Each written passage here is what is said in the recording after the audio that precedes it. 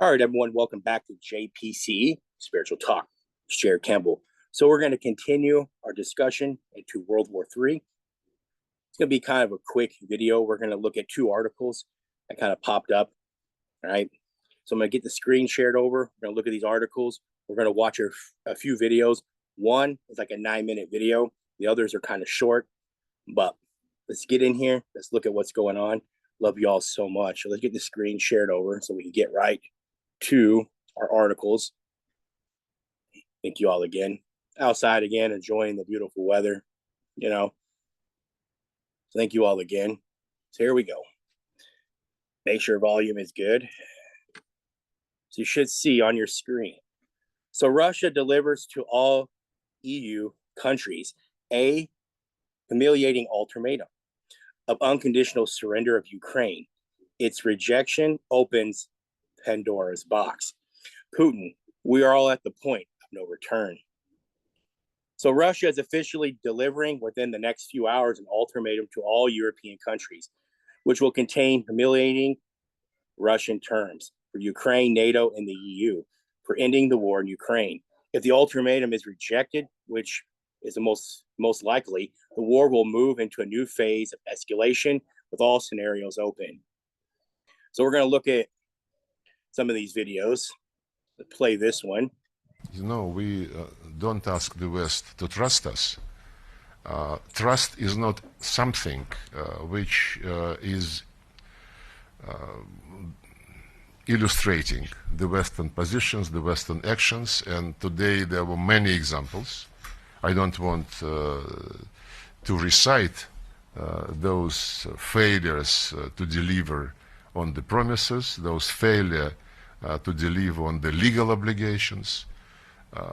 Frankly, I don't care whether the West trusts us or not. The West must understand the real situation. They don't understand anything except real politics. Let them go to the people. You are democracies, right? Ask the people what the West should do in response to the Putin's proposals.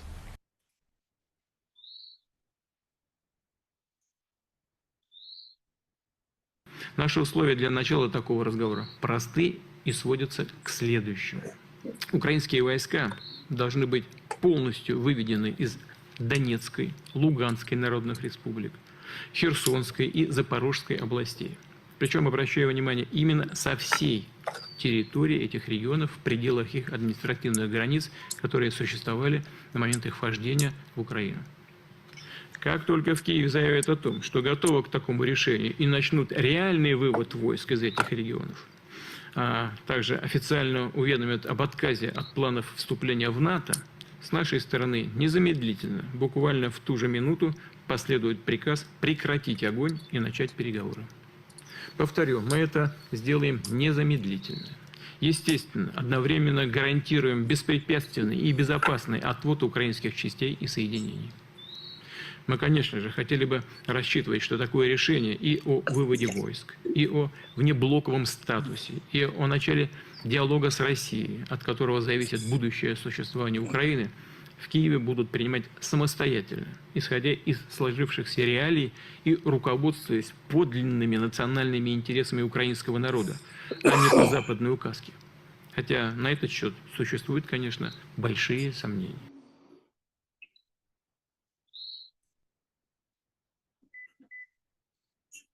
Регионов в пределах их административных границ, которые существовали на момент их вхождения в Украину.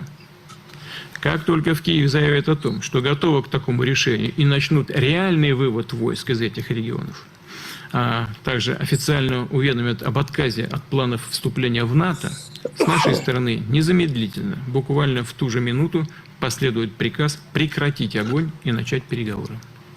Повторю, мы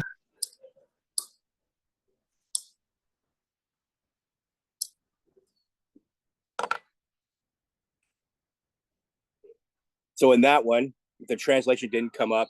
It was talking about Ukrainian troops must be completely withdrawn from new regions for the entire territory and their administrative borders at the time of their entry into the Russian Federation.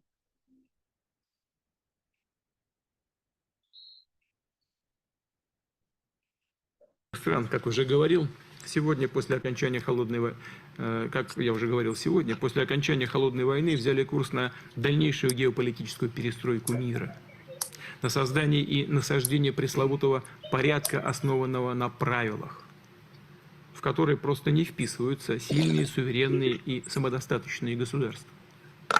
Отсюда политика сдерживания нашей страны. Ее цели этой политики уже в открытую декларируются некоторыми деятелями в США и Европе. Сегодня они говорят о пресловутой деколонизации России. По сути, это попытка подвести идеологическую основу под расчленение нашего Отечества по национальному признаку. Ну, собственно, о расчленении Советского Союза, России говорится давно. Все сидящие в этом зале хорошо об этом знают.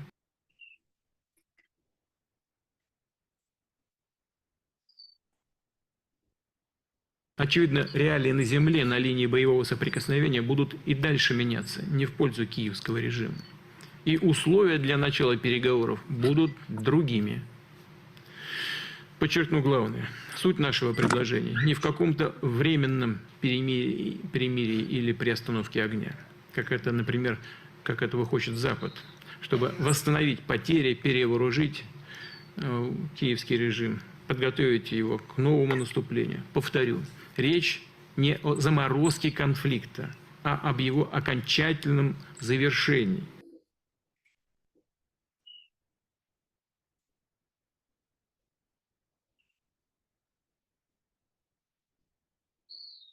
Очень простые. Украинские войска должны быть полностью выведены из Донецкой, Луганской народных республик, Херсонской и Запорожской областей. Причем, обращаю внимание, именно со всей территории этих регионов в пределах их административных границ, которые существовали на момент их вхождения в Украину. Как только в Киеве заявят о том, что готовы к такому решению и начнут реальный вывод войск из этих регионов, а также официально уведомят об отказе от планов вступления в НАТО, с нашей стороны незамедлительно, буквально в ту же минуту, последует приказ прекратить огонь и начать переговоры. Повторю, мы это сделаем незамедлительно. Естественно, одновременно гарантируем беспрепятственный и безопасный отвод украинских частей и соединений.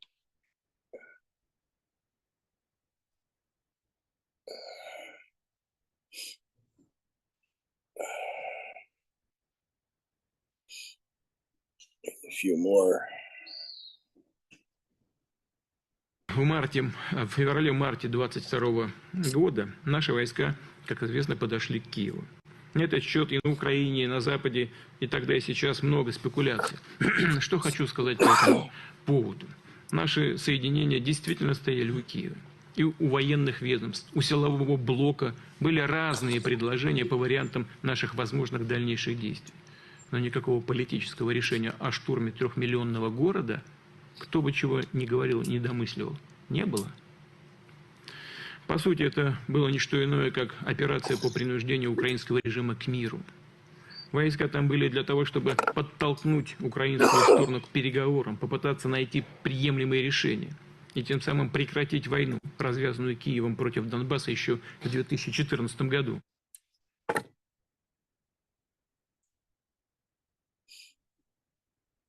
Президентский срок избранного ранее главы Украины истек вместе с его легитимностью, которую не восстановить никакими ухищрениями.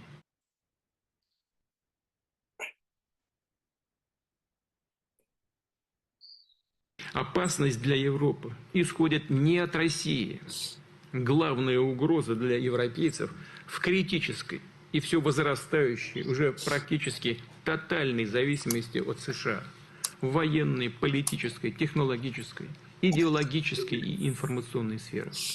Европу все больше сдвигают на обочину глобального экономического развития, погружают в хаос миграционных и других острейших проблем, лишают международной субъектности и культурной идентичности.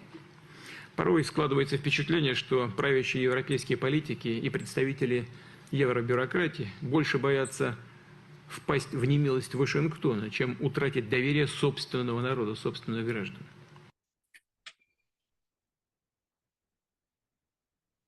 All right. So I guess everyone kind of got an idea, right? So it's definitely heating up. between Russia and NATO. Looks like here in the coming months, 3, 4, maybe 6 months, possibility of World War III, possibility, right? Our next article, we're going to talk about a death blow to the U.S. financial system. Saudi Arabia abandons the petrodollar and joins the Enbridge currency. All right, so we're going to watch a 9-minute video. So Saudi Arabia abandoned the petrodollar as war News 24/7 had been announcing for at least a year and a half. The development will damage the U.S. financial system, right? The dollar has dominated 80% of the global sales, and the kingdom has begged the dollar for oil sales since 1974, an agreement under President Richard Nixon that in turn included security guarantees for the kingdom. Saudi Arabia's entry into the BRICS signaled the end of the 1974 agreement with the U.S. So here's a 9-minute video. The consequences of Saudi Arabia dropping the dollar, all in line with the plan I have long exposed in my books to move global power eastwards to China, Russia, and the BRICS alliance. Let's watch this for a minute. On June 9, 2024, Saudi Arabia announced it would not renew the petrodollar agreement. This decision reflects a broader trend of de-dollarization, where countries are increasingly seeking to reduce their dependence on the US dollar for international trade. This shift is part of Saudi Arabia's strategic move to diversify its economic partnerships and align more closely with emerging economic powers like China and the BRICS nations. In this video, we discuss this breaking news and how it could impact the US economy and dollar valuation. The petrodollar system emerged in the early 1970s during a period of economic instability in the United States. After President Richard Nixon ended the gold standard in 1971, which previously tied the value of the US dollar to gold, the country faced rising inflation and deficits. In response to these economic pressures, the US sought a new method to stabilize its economy and currency. In 1973, U.S. Secretary of State Henry Kissinger brokered a strategic deal with Saudi Arabia.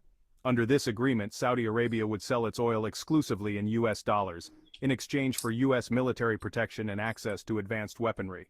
This arrangement was subsequently adopted by other OPEC nations, creating a robust global demand for the U.S. dollar. The agreement stipulated that the U.S. would provide military support and protection to Saudi Arabia. In return, Saudi Arabia agreed to conduct its oil sales exclusively in U.S. dollars. This ensured that global oil transactions were carried out in dollars, creating a continuous demand for the currency and solidifying its status as the world's primary reserve currency.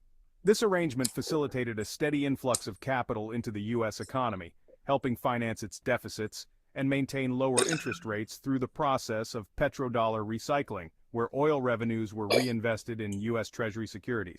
This created a symbiotic relationship with oil-rich nations supporting U.S. debt while enjoying U.S. military protection. This system provided several significant benefits to the U.S. By ensuring that oil transactions were conducted in dollars, the demand for U.S. currency increased globally. This allowed the U.S. to print more dollars without the constraints imposed by the gold standard. Consequently, this arrangement enabled the U.S. to finance its deficits more effectively and maintain lower interest rates, as oil-producing countries invested their surplus dollars in U.S. debt securities. The economic context of the early 1970s underscores the importance of the petrodollar system. For instance, during the oil crisis triggered by the 1973 Arab-Israeli War, OPEC's oil embargo led to a fourfold increase in oil prices, highlighting the necessity for a stable transaction currency. By 1974, oil prices had skyrocketed from $3 to $12 per barrel, further solidifying the petrodollar system's role in global finance. Moreover, the petrodollar system allowed the U.S. to purchase oil with its own currency, which it could print as needed. This unique advantage distinguished the U.S. from other nations and supported its economic stability by ensuring continuous global demand for the dollar. Despite its benefits, the petrodollar system has faced challenges over time. Some countries have explored alternatives to using the U.S. dollar for oil transactions, potentially disrupting the established framework. Nevertheless, the petrodollar system remains a cornerstone of U.S. economic strategy and global financial dynamics. By creating a continuous demand for the U.S. dollar, the petrodollar system has played a crucial role in sustaining the global dominance of the U.S. currency and supporting the American economy through increased liquidity and investment in U.S. debt. The petrodollar system, established in the 1970s, included a process known as petrodollar recycling. This involved oil revenues from Saudi Arabia and other OPEC nations being reinvested in U.S. Treasury securities. This arrangement provided the U.S. with a consistent influx of capital, which was essential for financing its deficits and maintaining lower interest rates. This created a mutually beneficial relationship, where oil-rich nations helped fund U.S. debt, while receiving U.S. military protection and advanced weaponry in return. Let's take a quick pause. Could you do us a favor? If you enjoy our content, please hit the like button. To help even more, leave your thoughts and feedback in the comments. Your engagement helps us grow. Thank you. The U.S. economy may face increased volatility without the consistent demand for its currency provided by the petrodollar system. This instability could result in significant fluctuations in exchange rates and financial markets, affecting overall economic stability. The previous stability afforded by the petrodollar system helped to smooth international trade transactions and provided a reliable market for U.S. debt. Without it, the U.S. could experience more economic shocks and less predictable financial conditions. With a decreased global demand for the dollar, inflation rates in the U.S. are likely to rise. The Federal Reserve may need to increase interest rates to combat this inflation, which would make borrowing more expensive for both consumers and businesses. This scenario mirrors past instances where reduced confidence in the dollar led to inflationary pressures and higher interest rates to maintain economic balance. Higher interest rates resulting from the need to control inflation will lead to increased costs for various types of borrowing, including mortgages, auto loans, student loans, and credit cards. As the cost of borrowing rises, consumer spending and economic growth are expected to slow down.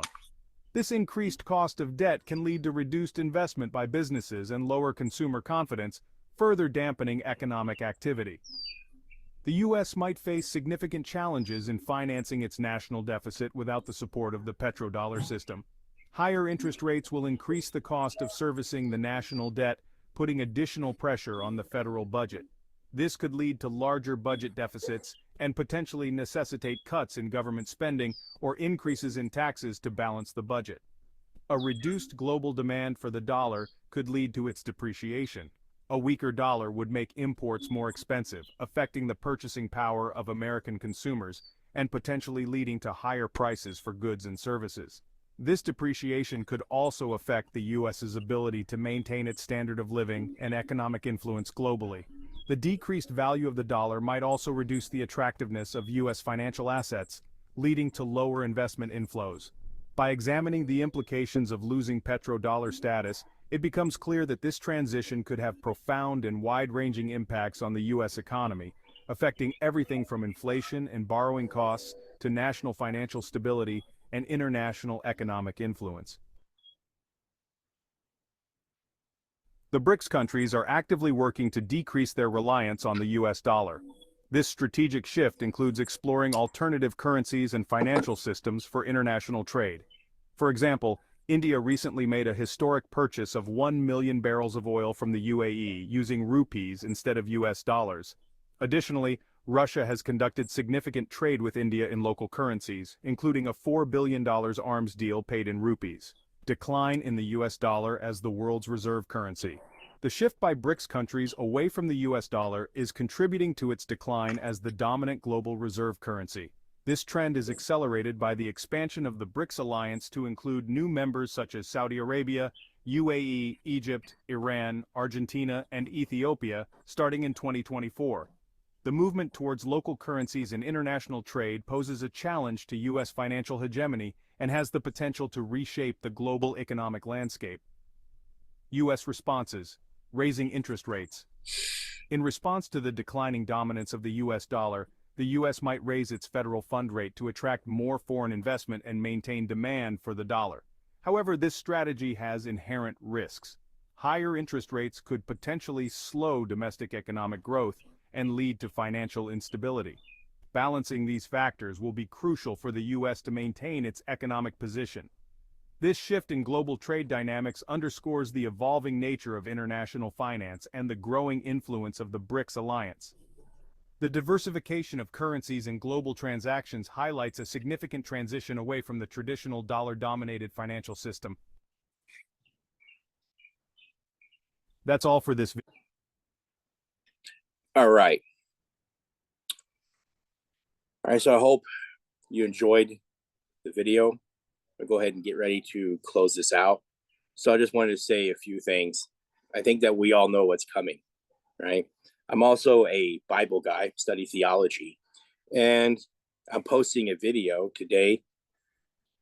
I'm going to study Revelation. We're on Revelation chapter 7. And I want some of you, if you want to take the time and go through some of my studies, right, that are on my YouTube or my Rumble channel, you want to look at those and compare to what's going on, right? World War III is coming. I think we all know it's coming. I think we all need to be prepared, both physically and spiritually. We need to start thinking ahead, all of us, and get prepared for what's coming, right? I think we all know that it's coming. At some point, these two heads are going to collide. It's going to be very devastating once it happens. We all need to stay faithful in our faith, right? We all need to work together and stick together. Well, this is where I'm going to close out, right? Leave your comments, right, in the comment box. Let me know what you all think. You know, let me know how that's all going to be, right? But always like, subscribe if you want to. You don't have to do any of that. But at least like and at least share the video, right? I always keep you guys updated. I like what I do. I do the Lord's work. Like I said, I also teach the Bible, and I got a lot of Bible teaching videos as well. And I love doing these current events. So I love you all so much. Let's get out of here, right? So I hope you all enjoyed this video.